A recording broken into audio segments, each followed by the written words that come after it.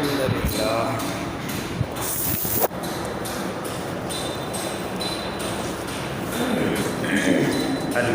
لله رب العالمين والعاقبة للمتقين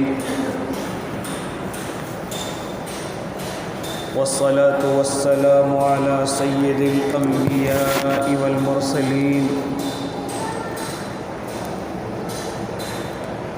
وعلى آله وأصحابه وأزواجه وذرياته أجمعين.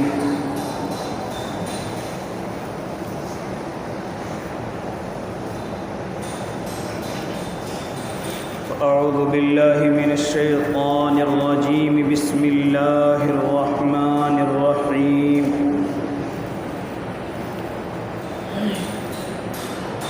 قل أطيعوا الله وأطيعوا الرسول فإن تولوا فإن الله لا يحب الكافرين.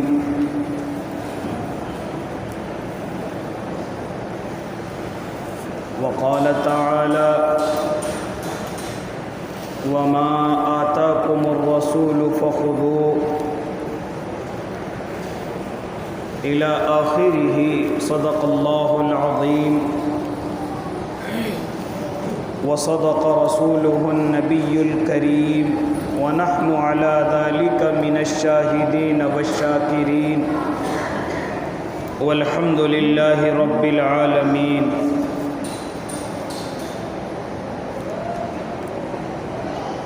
واجب الاحترام ساتھیوں، بزرگوں، نوجوانوں اور معصوم بچوں،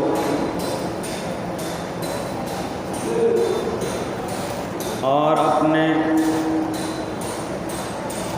گھروں سے تشریف لائے معزز بزرگوں، آپ حضرات بخوبی جانتے ہیں کہ آپ حضرات کے سامنے ایک خاص مفہوم، ایک مضمون گوشے گزار کیا جا رہا ہے، جو حضرات پابندی سے مستقل ہر جمعے تشریف فرما ہیں وہ جانتے ہیں کہ بات اس موضوع پر چل رہی ہے کہ اگر ہم کسی ذات سے، کسی شخصیت سے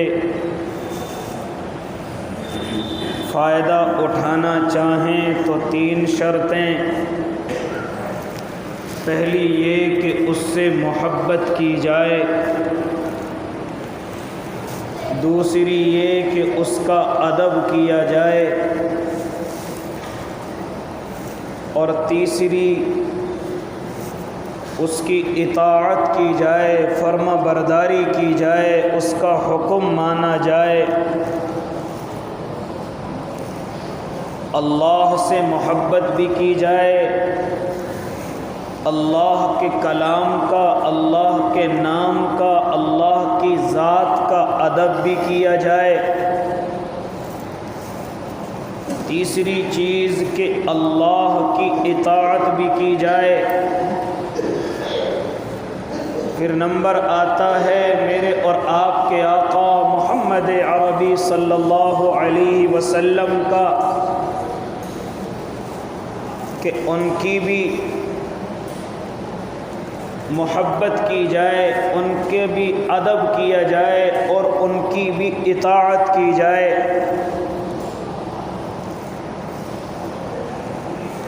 تو اطیع اللہ کے تعلق سے گفتگو پچھلے ہفتے ہوئی، وَأَطِيعُ الرَّسُولِ، اور میرے محبوب کی بھی اطاعت کرو. یہ کون فرما رہا ہے؟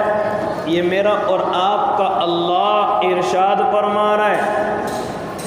کہ جس طریقے سے میری اطاعت کرنا تمام میرے بندوں پر جو مجھے مانتے ہیں ضروری ہے، اسی طریقے سے میرے محبوب کی اطاعت کرنا یہ بھی تمام بندوں کے لیے اگر ہم اپنی بات میں ملا دیں تو مطلب یہ کہ اگر ہم اپنے محبوب کی سنتوں سے فائدہ اٹھانا چاہیں تو ان کے تمام حکموں کی اطاعت کریں، اپنی زندگی کا شیوا بنا لیں۔ صحابہ کرام اس پوری دنیا پر کیسے غالب آ گئے، کیسے سرخ روح ہو گئے، کیسے بڑی بڑی طاقتیں ان بھوکوں سے، ان ننگوں سے، ان بالکل ٹوٹے پھوٹے مکانوں والوں سے کس طریقے سے مغلوب اور مرعوب ہو گئی، گھبرانے لگی کہ محمد عربی کا اگر ایک بھی سپاہی ہماری طرف کو آ گیا تو ہم تہہ تیغ اور دنیا میں برباد ہو جائیں گے۔ اس طریقے سے اس قوم کو یہ ترقی، یہ رعب، یہ طاقت کس طریقے سے مل گیا۔ تو میں اور آپ جب مطالعہ کریں گے اور سیرت کی کتابوں کو کھنگال کر کے دیکھیں گے اور پھر صحابہ کرام کی زندگیوں کے اندر پہنچیں گے تو مجھے اور آپ کو یہ دو چیزیں بڑی مضبوط طریقے سے نظر آئیں گی کہ وہ اللہ کے محبوب کی اطاعت کرتے تھے، وہ اللہ کے محبوب کے ساتھ ساتھ اللہ سے محبت کرتے تھے، اللہ سے محبت کے ساتھ ساتھ اللہ کا ادب بھی کرتے تھے، اللہ کے نام اور کلام اور کی چیزوں کا ادب کرتے تھے، اسی طریقے سے وہ اللہ کی اطاعت کیا کرتے تھے۔ پھر دوسرا نمبر محبوب کا، وہ اپنے محبوب سے حد درجے محبت کیا کرتے تھے۔ دنیا مثال نہیں پیش کر سکتی کہ جس طریقے سے صحابہ کرام نے اپنے محبوب کی محبت کا حق ادا کیا، اور خالی محبت نہیں، وہ محبوب کا ادب بھی کیا کرتے تھے، اور خالی ادب نہیں بلکہ اطاعت بھی کیا کرتے تھے۔ اور اگر اطاعت کے اندر کوئی کمی آ جائے، اگر اطاعت کے اندر کوئی بھول ہو جائے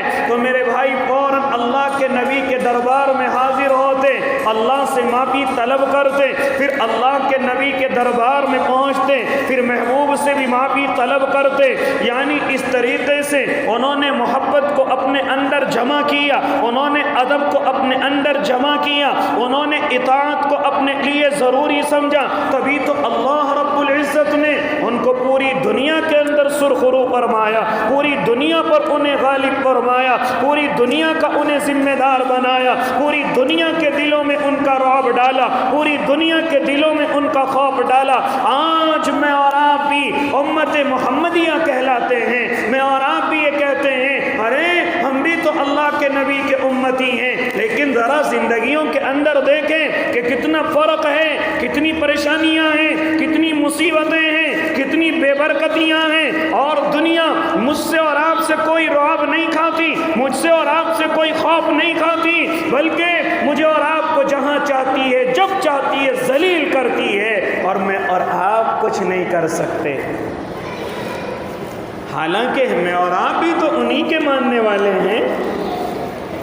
لیکن ذرا اپنے گریبانوں کے اندر جھانک کر کے دیکھیں کہ اللہ کی محبت دل کے اندر ہے، کہ اللہ کی اطاعت دل کے اندر ہے۔ ذرا اپنے گریبانوں کے اندر جھانک کر کے دیکھیں کہ اللہ کے محبوب کی محبت ہمارے دل کے اندر ہے۔ ذرا گریبانوں کے اندر جھانک کر کے دیکھیں کہ اللہ کے محبوب کا ادب ہمارے اندر کتنا ہے۔ ذرا اپنے گریبانوں کے اندر جھانک کر کے دیکھیں ہم اپنی زندگی کے اندر اللہ کے نبی کی کتنی اطاعت کرتے ہیں۔ ارے آج میں اور آپ سنتوں کو سنتیں سمجھ کر کے چھوڑ دیتے ہیں، اللہ ذلیل کر رہا ہے۔ اور یاد رکھو، ہاں میرے محبوب کے صحابہ کرام سنتوں کو سنت سمجھ کر کے اپنے لیے لازم اور ضروری سمجھ لیا کرتے تھے، اس لیے اللہ نے ان کو عزتوں سے نوازا ہے۔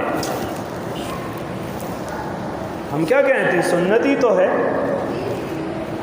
اور یہ سنتی تو ہے، کوئی ضروری نہیں ہے اس پر عمل کرنا۔ چہرے پر داڑھی رکھنا یہ محبوب کا طریقہ حالانکہ واجب، لیکن میں اور آپ پیچھا چھٹا لیتے، سنتی تو ہے، مسئلہ معلوم نہیں کہ واجب ہے، گناہگار ہو۔ یہ تو یہ ہے کہ محبوب سجایا کرتے تھے اس لیے سنت، لیکن لازمی ضروری عمل نہ کرنے والا گناہگار۔ لیکن دیکھا کہ دنیا کے لوگوں کے خوف کی وجہ سے، دنیا کے لوگوں کے ڈر کی وجہ سے صرف ذرا سا کام غیروں کے محلے میں کیا ہے تو چہرے پر داڑیاں نہیں رکھتے۔ ہاں، اگر سمجھانے والا آ کر کے سمجھائے تو کیا کہتے ہیں؟ حضرت ہمارا کام فلاں جگہ پر ہے، حضرت ہم وہاں آتے جاتے ہیں اس لیے ہم داڑھی نہیں رکھتے، ہماری پھیری کا کام ہے، ہمارا گھومنے کا کام ہے، ہمارا تعلق غیروں سے زیادہ ہے۔ او اللہ کے نیک بندو، بس اتنی سی بات پر مروب ہو گئے، صرف کام اور کاج کی وجہ سے مروب ہو گئے، صرف اپنے محبوب کے طریقے کو اس لیے چھوڑ دیا کہ ہمارا کام غیر مسلم محلوں کے اندر ہے، ہمارا کام کھلا کھلا لوگوں کے بیچ میں رہتا ہے، ہماری جو پارٹیاں ہوتی ہیں وہ غیروں سے ہوتی ہیں، ہمارا ملنا جلنا ان لوگوں سے ہے۔ ہاں، میں اگر کسی لڑکے کو ابھی دیکھوں پکڑ کر کے تو اس کے ہاتھ میں غیر لوگوں کی طرح دھاگے بندھے ہوئے ہیں، میں اگر اس سے معلوم کروں یہ کیا ہے، یہ کس کی نقالی ہے، یہ کس کے طریقے پر چلنے کا ارادہ کر لیا ہے، تو کیا کہتے ہیں حضرت سب کرنا پڑتا ہے، کاروبار بھی ہے۔ ہمارے کچھ لوگ ہیں، ایک بھائی صاحب ملتے وہ کہتے ہیں یہ راکی ہے، میں نے ایک بہن کو اپنی بہن بنا رکھا ہے، اس نے محبت کے اندر یہ ڈال دی ہے، تو بھائی اگر ڈال دی تو ختم کیوں نہیں؟ نہیں، مجھے اس سے ملاقات کرنی ہوتی ہے، مجھے اس سے میٹنگ کرنی ہوتی ہے، لہذا اس کی دل جوئی کے لیے، صرف ایک انسان کی دل جوئی کے لیے اللہ کی ناراضگی مول لیتے ہو، ایسے انسان کی دل جوئی کے لیے جس سے اللہ کو محبت نہیں، جس کو محبوب کو محبت نہیں، اور تم اس کے قدموں میں ایسے بچھے جا رہے ہو کہ اس کو راضی کرنے کے چکر میں دھیان ہی نہیں رہا کہ ہمارا اللہ اور اس کا محبوب ناراض ہو رہا ہے۔ پھر کہتے ہیں کہ ہم پریشان، پھر کہتے ہیں ہمیں چاروں طرف سے مصیبتوں نے گھیر لیا، اتنے مروب ہو گئے کہ محبوب کے چہرے کے داڑھی کو نہیں سجایا۔ کبھی آپ نے سکھ اور سرداروں کو دیکھا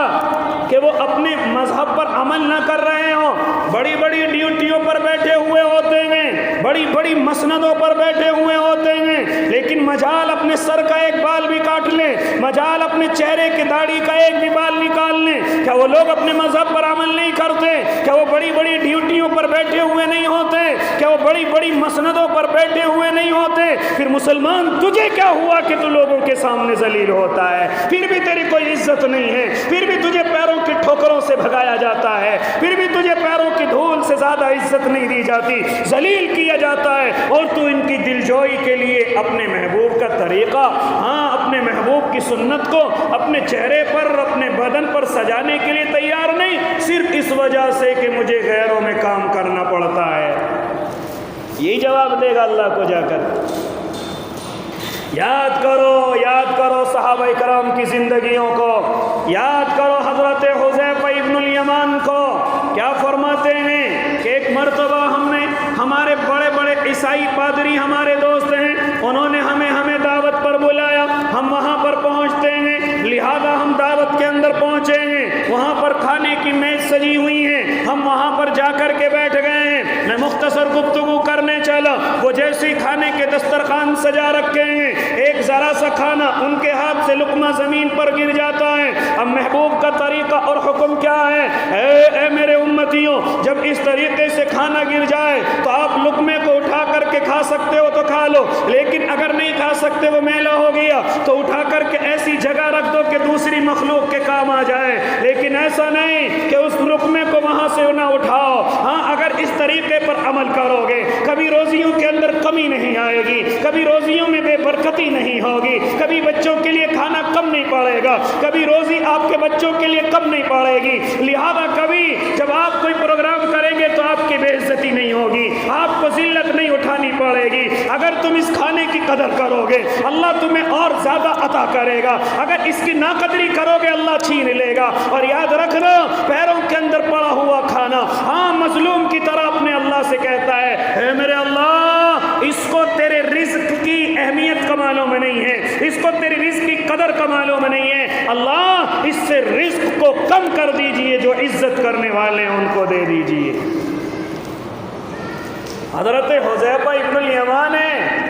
لقمہ گر گیا، محبوب کا طریقہ کیا؟ اٹھا کر کے کھاؤ۔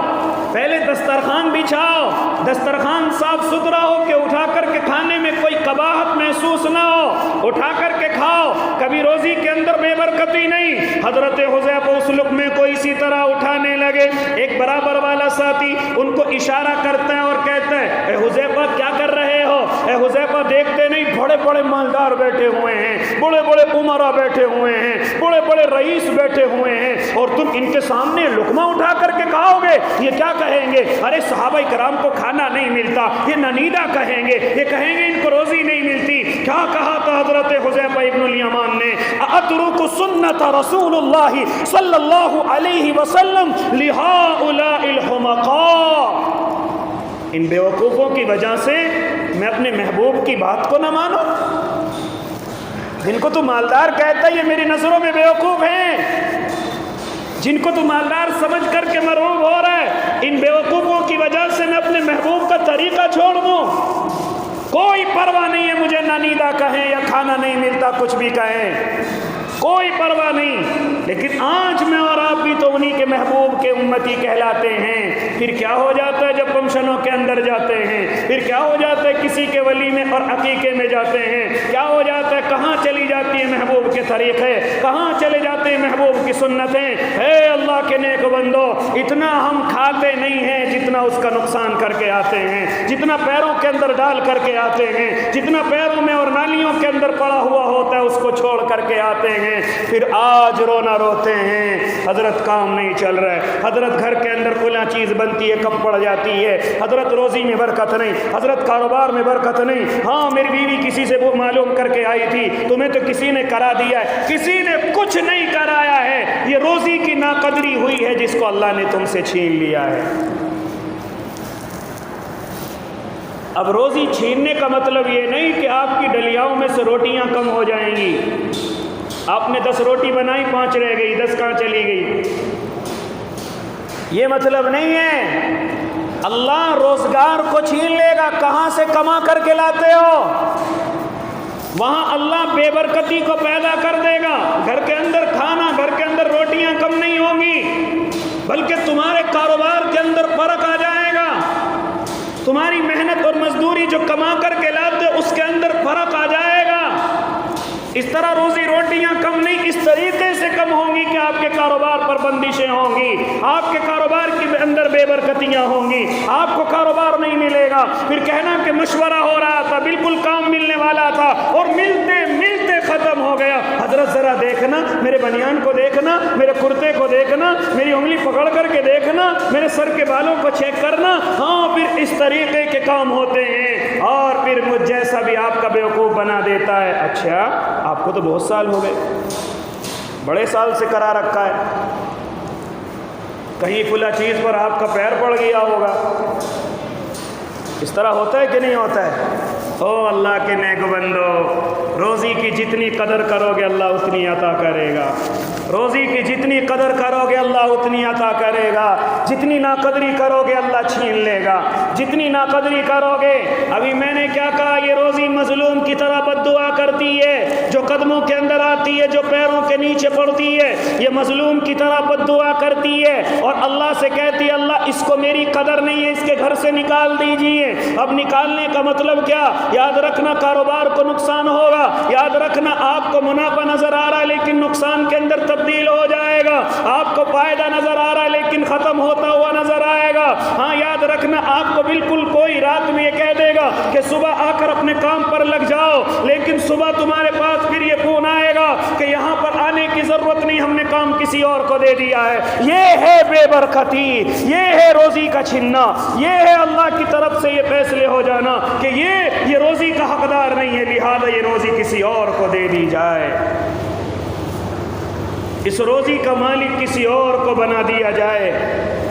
لیکن میں اور آپ پتہ نہیں کہاں کہاں کی سوچتے رہتے ہیں، حالانکہ جادو ہو سکتا ہے، حالانکہ نظر لگ سکتی ہے، یہ دو چیزیں برحق ہیں، کسی کے کام کو، کسی کی جان کو، کسی کے بدن کو نظر لگ سکتی ہے، اللہ کے نبی کے وقت میں بھی لگی ہے، اور پھر فرمایا تو میرے اور آپ کے آقا نے کہ نظر انسان کو قبر تک اور نظر اونٹ کو ہنڈیا تک یعنی گوشت تک پہنچا سکتی ہے، نظر بڑی خطرناک ہوتی ہے، لگ سکتی ہے، صحابہ اکرام سے منقول ہے لگ جایا کرتی تھی، اس کے اندر دو رائے نہیں، لہذا اسی طریقے سے جادو ٹونے کا اثر ہو سکتا ہے، میرے اور آپ کے محبوب پر کیا گیا ہے، ان دو چیزوں سے ہم نظر نہیں بند کر سکتے، لیکن اس کے علاوہ جو میں نے اور آپ نے خواہ وہم و گمان اپنے اندر پیدا کر لیے ہیں، یہ ان کی اصل نہیں ہے۔ کسی کا ذرا سا مہینے میں 10 دن کام چل گیا، 5 دن نہیں چلا، وہ بھی بھاگا پھر رہا، کسی نے کچھ کرا دیا ہے۔ او اللہ کے نیک بندے، اگر تیرا پورے مہینے کام چلے، اگر تیرا پورے سال کام چلے،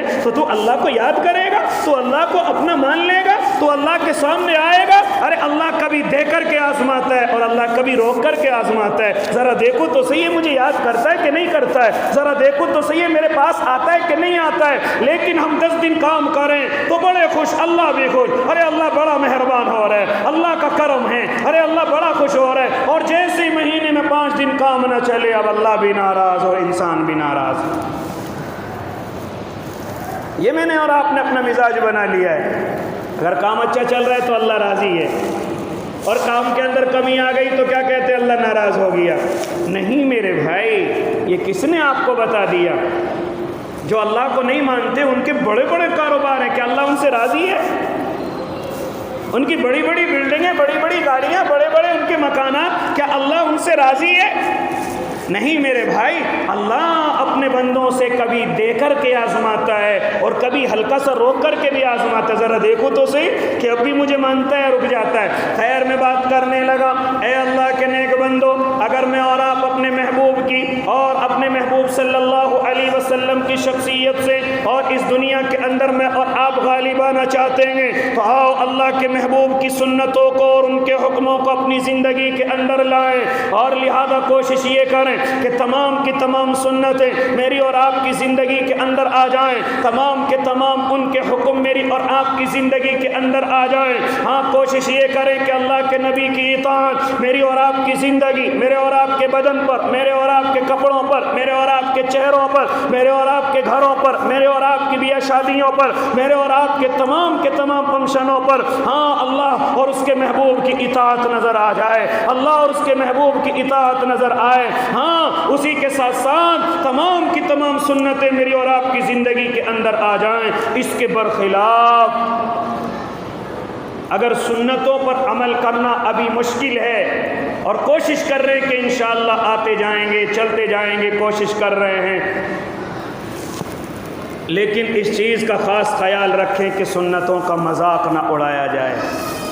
عمل نہیں کرتے گناہگار، عمل نہیں کرتے محبوب کی شفاعت سے میں اور آپ محروم، کیونکہ جو جتنی سنتوں پر اور اللہ کے نبی کے حکم کو مانے گا وہ اللہ کے نبی کی شفاعت کا حصے دار کل قیامت کے میدان میں ہوگا۔ لیکن اگر کوئی نہیں مانتا تو گناہگار، اگر کوئی نہیں مانتا تو کافر نہیں، کوئی عمل نہیں کرتا تو کافر نہیں، ایمان کے اندر تو ہے لیکن بعض سنتیں چھوڑنے پر گناہ ملتے ہیں اور بعض کو چھوڑنے پر کوئی گناہ نہیں، لہذا لیکن کافر نہیں ہوتا۔ لیکن اس کے علاوہ بات اپنے ذہنوں کے اندر بٹھا لیں کہ اگر ہم نے ذرا سی سنت کا مذاق اڑایا تو یہ مذاق اڑانا کفر تک پہنچا دے گا، یہ مذاق اڑانا ایمان سے دور کر دے گا، یہ مذاق اڑانا ہاں یہ مجھے اور آپ کو ایمان سے خارج کر دے گا۔ لہذا ہم سنت پر عمل نہیں کرتے، اس کا گناہ تو ملے گا، لیکن کبھی اپنی زندگی کے اندر یہ کوشش نہ کرنا کہ کسی سنت کا مذاق اڑایا جائے۔ کس کا مذاق اڑایا جائے؟ کسی سنت کا مذاق اڑایا جائے۔ اللہ کے نبی کا زمانہ ہے، میرے اور آپ کے محبوب کا زمانہ ہے، اللہ کے نبی دسترخوان پر بیٹھے ہوئے ہیں، حضرت سلمہ ابن الاقویٰ رضی اللہ تعالی عنہ ہاں اس حدیث کے راوی ہیں، وہ بیان فرماتے ہیں کہ ہم سبھی ایک دسترخوان پر بیٹھے ہوئے ہیں، لہذا اللہ کے نبی نے دیکھا کہ ایک صاحب ہیں کہ وہ اپنے الٹے ہاتھ سے کھانا کھا رہے ہیں۔ میرے اللہ کے محبوب کا طریقہ کیا، حکم کیا، سنت کیا؟ فرماتے ہیں کہ کھانا بھی سیدھے ہاتھ سے کھایا کرو، پانی بھی پانی سیدھے ہاتھ سے پیا کرو، لہذا اسی طرح کسی کو کچھ دو تو سیدھے ہاتھ سے، کسی سے کچھ لو تو سیدھے ہاتھ سے، یعنی جب بھی کوئی اچھا کام شروع کرو تو سیدھے ہاتھ سے، جب بھی کوئی کام شروع کرو۔ یاد رکھنا یہ گفتگو میں آپ کو بتلانے چلا ہوں، اگر آپ اپنے گھر کے اندر برکتیں چاہتے ہیں تو آپ ان باتوں پر عمل کریں کہ ہر کام کو شروع کرنے سے پہلے بسم اللہ پڑھ لیجئے۔ اگر کوئی آپ کام کر رہے ہیں تو بسم اللہ پڑھیے۔ اپنی ماں اور بہنوں سے بھی کہہ دیں کہ ہر کام سے پہلے بسم اللہ۔ گھر کے اندر برکتوں کو کوئی نہیں روک سکتا،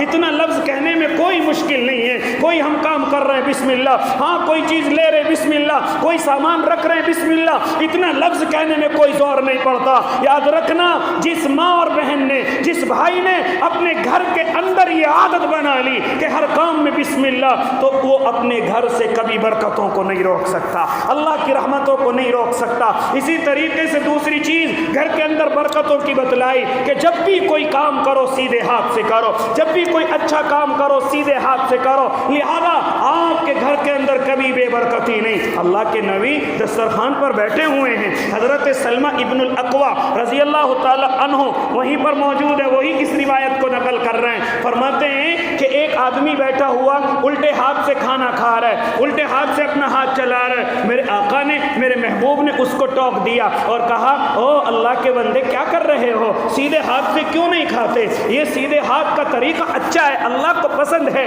لہذا اس کو اپنی بے عزتی سی محسوس ہوئی، وہ متکبرانہ انداز میں میرے محبوب کی طرف کو دیکھ کر کے کہتا ہے، نہیں نہیں میرا سیدھا ہاتھ کام نہیں کرتا، میں الٹے ہاتھ سے اپنا کام کروں گا، میں الٹے ہاتھ سے اپنا کھانا کھاؤں گا۔ لہذا جب اس کو دیکھا میرے محبوب نے کہ اس کو بری لگی ہے، ہاں اس کا چہرہ بدل گیا ہے، اس نے متکبرانہ انداز میں مجھے جواب دیا ہے، لہذا اللہ کے نبی صلی اللہ علیہ وسلم نے پلٹ کر کے کہا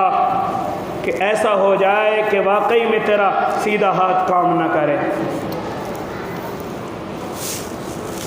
اگر ایسا ہے جیسا تو کہہ رہا ہے تو اللہ اس بات کو سچ کر دے، اللہ اس بات کو کیا کر دے۔ کبھی کبھی آدمی انسانوں کے سامنے اپنی عزت بچانے کے لیے اپنی بے عزتی سمجھتا ہے، کوئی ٹوک دے اسے صحیح کام کو بتلا دے تو جھوٹ بول دیتا ہے کہ نہیں نہیں ایسا نہیں، میں اس وجہ سے کر رہا ہوں۔ آپ کو کیا پتا، آپ نے ٹوک دیا، آپ کو کیا پتا میرے دل میں کیا ہے، آپ کو کیا پتا، آپ نے تو ٹوک دیا، بس میرے ہاتھ میں دقت ہے، ہوتا ہے کہ نہیں ہوتا ہے، میرے ہاتھ میں دشواری ہے، بس آپ کو تو کہنے سے مطلب، آپ کو پتا ہے کہ میرے ہاتھ میں دشواری اس لیے میں الٹے ہاتھ سے۔ اللہ کے نبی نے فرمایا اگر تو سچ کہہ رہا ہے تو اللہ ایسے ہی ہو جائے، اللہ ایسے ہی تجھے کر دے۔ لہذا حضرت سلمہ ابن الاقویٰ فرماتے ہیں کہ ہم نے پوری زندگی کے اندر اس کو دیکھا کہ اس نے اپنا ہاتھ سیدھا کبھی منہ تک اٹھانے کی اگر کوشش بھی کی تو اس میں پورا نہ ہو سکا۔ سنت کا مذاق اڑاتا ہے، کوئی بخشش نہیں کسی کی بھی جو سنت کا مذاق اڑائے گا۔ عمل نہ کرنا یہ گناہ کے زمرے میں آتا ہے، لیکن مذاق اڑانا یہ کفر تک انسان کو پہنچا دیتا ہے۔ لہذا میرے بھائی، میں اور آپ سنتوں پر عمل کرنے کی کوشش کریں، ارادے کریں گے، لیکن جب تک عمل نہیں ہو رہا ہے کسی سنت کا مذاق نہ اڑائیں، کسی سنت کا مذاق نہ اڑائیں، کسی سنت کا مذاق نہ اڑائیں۔ خاص طور سے میں اپنے نوجوانوں سے کہنے لگا ہوں، یہ داڑھی میرے اور آپ کے محبوب کی سنت ہے، اگر نہیں رکھتے کوئی بات نہیں، انشاءاللہ ایک دن آپ کو اللہ عقل اور سمجھ دے گا، ایک دن اللہ آپ کو دین کی سمجھ عطا کرے گا، اللہ ایک دن تمہیں اپنا دوست بنائے گا، دل کے اندر بات آئے گی اور آپ داڑھی رکھیں گے انشاءاللہ۔ لیکن میرے بھائی اگر داڑھی نہیں رکھتے تو داڑھی کا کم سے کم مذاق نہ اڑائیں۔ میں اپنے نوجوانوں سے کہنے لگا ہوں کہ داڑھی میں جہاں چاہتے کٹ لگاتے ہیں، جس ایکٹر اور کرکٹر کنجر کا جس کا ہم چاہتے نقل اتارتے ہیں، لیکن یہ خیال بھول جاتے ہیں ارے وہ تو دین کا دشمن تھا، وہ تو محبوب کا دشمن ہے، وہ تو میرے محبوب کی داڑھی کا مذاق اڑانا وہ اپنے لیے اچھا سمجھتے ہیں، اپنے مذہب کے لیے ضروری سمجھتے ہیں، لیکن میں اور آپ تو اپنے محبوب کو مانتے ہیں، کیوں ان کے طریقے پر چل کر کے میں اور آپ محبوب کی داڑھی کا مذاق اڑاتے ہیں کہ نہیں؟ نوجوان سارا فیشن داڑھی کے اندر نکالتا ہے، سارا فیشن تیرا داڑھی کے اندر ہے۔ کبھی سوچا کہ اللہ کے محبوب کو کیا جواب دے گا جا کر کے؟ جو داڑھی نہیں رکھتے ان کے لیے دعا ہے کہ انشاءاللہ ایک نہ ایک علماء کی برکت سے، دعوت کی برکت سے، کسی بزرگ کی نظر کرم پڑنے کی برکت سے انشاءاللہ وہ داڑھی ضرور رکھیں گے۔ لیکن جو بالکل داڑھی کا مذاق اڑا رہے ہیں، فیشن کے اندر آ رہے ہیں، ان کا کیا حال میرا اور آپ کا اللہ کرے گا؟ ذرا گریبانوں کے اندر دیکھیں کہ کہیں ایمان سے تو نہیں نکل گئے، کہیں ایمان سے تو خارج نہیں ہو گئے، کہیں ایمان تو دل سے نہیں چلا گیا۔ اس لیے سنت پر عمل نہ کرنا یہ الگ چیز، لیکن سنت کا مذاق اڑانا یہ انسان کو کفر تک پہنچا دیتا ہے، یہ انسان کو ایمان سے دور کر دیتا ہے۔ اس لیے میں اور آپ آج اپنی زندگیوں کے اندر دوسروں سے مرعوب ہو رہے ہیں، دوسروں کو بہت ترقی یافتہ سمجھ رہے ہیں، اور میں اور آپ سمجھ رہے ہیں اور کہتے بھی ہیں، خالی سمجھتے نہیں بلکہ کہتے بھی ہیں، ارے مسلمان ترقی نہیں کر رہا ہے، مسلمان ترقی کی طرف نہیں جا رہا ہے۔ کوئی کہتا ہے یہ پڑھائی کی کمی ہے، کوئی کہتا ہے یہ اس کی کمی ہے کہ ہمارے پاس مال و دولت نہیں ہے، کاروبار نہیں ہے، مسلمان ترقی اس وجہ سے نہیں کر رہا ہے۔ ہاں ہوں گی یہ ساری یہ وجوہات آپ کی نظروں میں ہوں گی، لیکن جو ہم نے کتابوں کے اندر پڑھا، جو ہم نے صحابہ کرام کی زندگی کے اندر دیکھا، مسلمان کے تنزلی کی وجہ ہاں تعلیم ہو سکتی ہے، لیکن سب سے بڑی وجہ یہ ہے کہ ہم اپنے محبوب کے طریقے سے ہٹ چکے ہیں۔ کس سے ہٹ چکے ہیں؟ اپنے محبوب کے طریقے سے ہٹ چکے ہیں، اپنے محبوب کی سنتوں کو ہم نے دور رکھ دیا ہے، اور دنیا کی اس خوبصورتی کو دیکھ کر کے جو اللہ کی نظروں میں کچھ نہیں ہے، مرعوب ہو گئے ہیں، مرعوب ہو گئے ہیں۔ یاد رکھنا، دنیا ترقی کرے، حرام کاری کر کے ترقی کرے، ہاں اسی طریقے سے سود لوٹ مار کر کے ترقی کرے، وہ کرتی رہے، بظاہر نظر آ رہا ہے کہ وہ ترقی کر رہی ہے، لیکن یاد رکھنا ایمان والے کی ترقی اللہ اور اس کے محبوب کی اطاعت کے اندر ہے، اللہ کے نبی کی اطاعت کے اندر ہے۔ کیا آپ نے نہیں سنا تھا حضرت عمر ابن خطاب رضی اللہ تعالی عنہ کو کہ جب وہ فلسطین کے دورے پر پہنچے تھے، ہاں فلسطین کے دورے پر اپنے غلام کو لے کر کے پہنچے تھے، ہاں وہ بڑی تفصیلی گفتگو ہے، میں ادھر جانا نہیں چاہتا، بس اتنا بتلانا چاہتا ہوں کہ غلام سواری پر سوار ہے، حضرت عمر پیدل چل رہے، آپ نے دیکھا اور سنا ہوگا، آپ نے اپنے علماء کی زبان سے سنا ہوگا،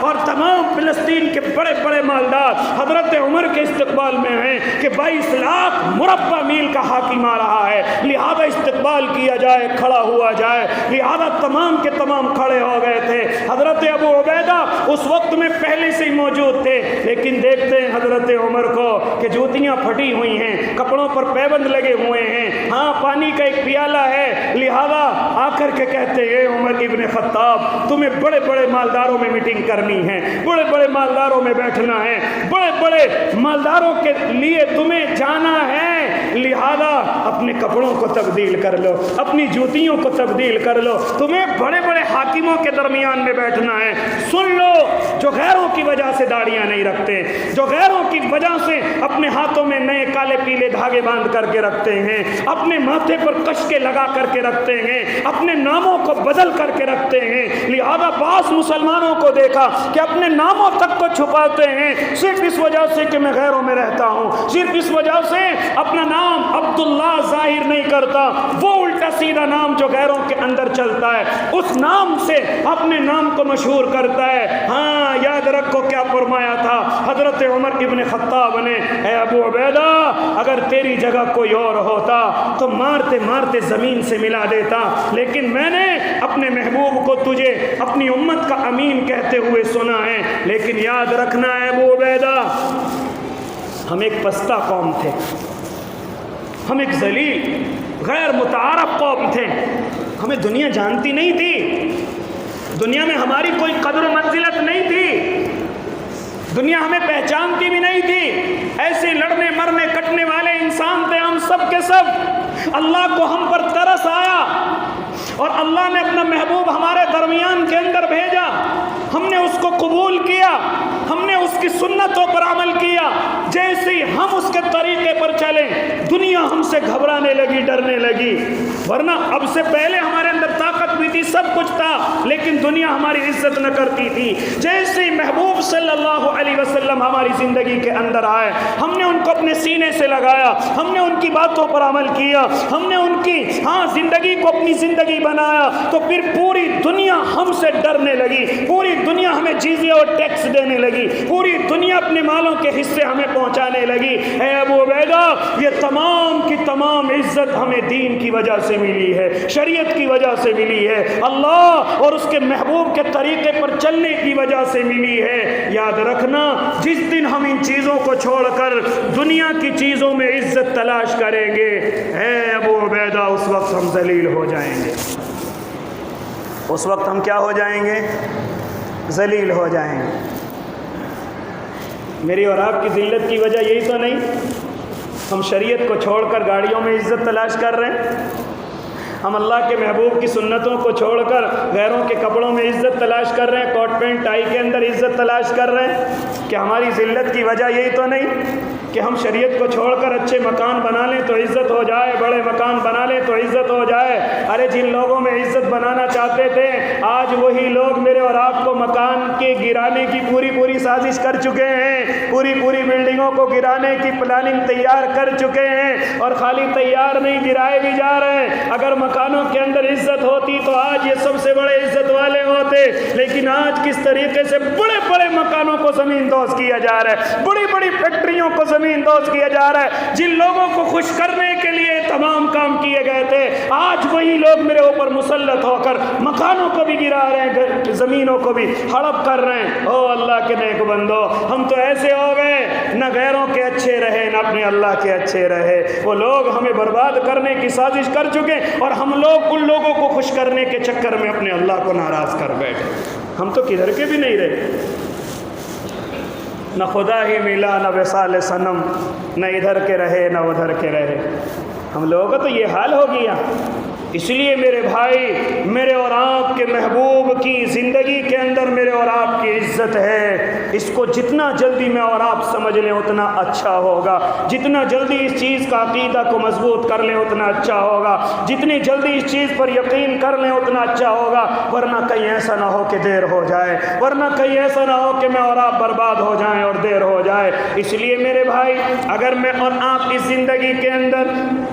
فائدہ اٹھانا چاہیں، اس زندگی اور دنیا کے اندر غالب رہنا چاہیں، تو اس کے صرف دو طریقے، قل اطیعوا اللہ واطیعوا الرسول، اللہ کی اطاعت کی جائے، اپنے محبوب صلی اللہ علیہ وسلم کی اطاعت کی جائے، ان کی زندگی کو پڑھ کر کے سن کر کے اسی طریقے سے عمل کیا جائے، کسی غیر کو راضی کرنے کے لیے اپنے محبوب کی سنت کو نہ چھوڑا جائے۔ میں پھر بھی خوشامد طریقے سے آپ کو کہتا ہوں، میں نے دیکھا ہے کہ بڑی بڑی داڑیاں، لیکن داڑیاں ختم ہو چکی ہیں، ان سے معلوم کرو کیوں بھائی، ایسا کیوں کیا؟ آپ کے چہرے پر تو بڑی اچھی لگتی تھی، آپ کا چہرہ تو بڑا نورانی لگتا تھا۔ تو وہ کیا کہتا ہے؟ حضرت غیروں میں کام ہو گیا، غیروں کو پارٹنر بنا لیا، غیروں کی بستی میں جانا پڑتا ہے، غیروں کے محلے میں جانا پڑتا ہے، صرف اس وجہ سے محبوب کے طریقے کو چھوڑ دیا، صرف اس وجہ سے اللہ کے نبی کے طریقے کو چھوڑ دیا۔ روزی دینے والا تو میرا اللہ تھا، تو نے کب سے غیروں پر یقین کر لیا؟ تو نے کب سے غیروں سے امید مان لی؟ اس لیے میرے بھائی، اپنے محبوب کے طریقے کو غیروں کی وجہ سے نہ چھوڑو۔ ہمیشہ اپنی زندگی کے اندر یہی کوشش کرو کہ اللہ کی اطاعت کے ساتھ ساتھ انشاءاللہ ہم اپنے محبوب کی بھی اطاعت کریں گے، ہم اپنے اللہ کے نبی کی بھی اطاعت کریں گے۔ جن لوگوں کی وجہ سے ہم اللہ کے نبی کی اطاعت کو چھوڑ رہے ہیں نا بھائی، یہ لوگ کبھی میرے اور آپ کے اپنے نہیں ہوں گے۔ یاد رکھنا، ہمیشہ یہ پلاننگیں ہوتی رہیں گی مجھے اور آپ کو ذلیل کرنے کی۔ اس لیے کم از کم دنیا نہیں مل رہی تو کیا ہوا، کم سے کم اللہ تو ہمارا ہو جائے گا، اللہ کا محبوب تو ہمارا ہو جائے گا، اللہ کا نبی تو ہمارا ہو جائے گا۔ اس لیے تمام کے تمام میرے بھائی ارادہ کریں کہ اللہ کے نبی کی ایک ایک سنت پر عمل کریں گے انشاءاللہ۔ اور غیروں کے طریقے سے اپنے آپ کو بچا کر کے رکھیں گے۔ یہ ہاتھوں میں دھاگے، یہ پیروں میں یہ الٹی سیدھی چیزیں، اسی طرح ناموں کی تبدیلی صرف اس وجہ سے کہ غیر خوش ہو جائے، ان چیزوں کو انشاءاللہ اپنی زندگی سے ختم کریں گے۔ اپنے اچھے نام پکاریں گے، اپنے رعب دار نام پکاریں گے، جس میں ہمارے اللہ کا نام جڑا ہوا ہوگا، ہمارے محبوب کا نام جڑا ہوا ہوگا، ہمارے صحابہ، محبوب کے صحابہ کا نام ہمارے نام سے ملا ہوا ہوگا۔ انشاءاللہ العظیم یہ دنیا میرا اور آپ کا کچھ نہیں بگاڑے گی۔ ہم جتنا ان کی طرف جھکیں گے یہ اتنا اور جھکائیں گے، اتنا اور ذلیل کریں گے، اور جتنا اپنے اللہ کے سامنے ڈٹ کر کے کھڑے ہوں گے، اپنے اللہ کے سامنے کہیں گے کہ اللہ ہم تیری بات پر، تیرے محبوب کی بات پر انشاءاللہ عمل کریں گے، ہمیں دنیا سے کوئی پرواہ نہیں۔ یاد رکھنا میرا اللہ پھر اس دنیا کو میرے اور آپ کے قدموں میں جھکا دے گا، اسی دنیا کو میرے اور آپ کے قدموں میں لا کر کے ڈال دے گا۔ تو کریں گے نا بھائی انشاءاللہ؟ اللہ کی بات پر عمل کریں گے نا انشاءاللہ؟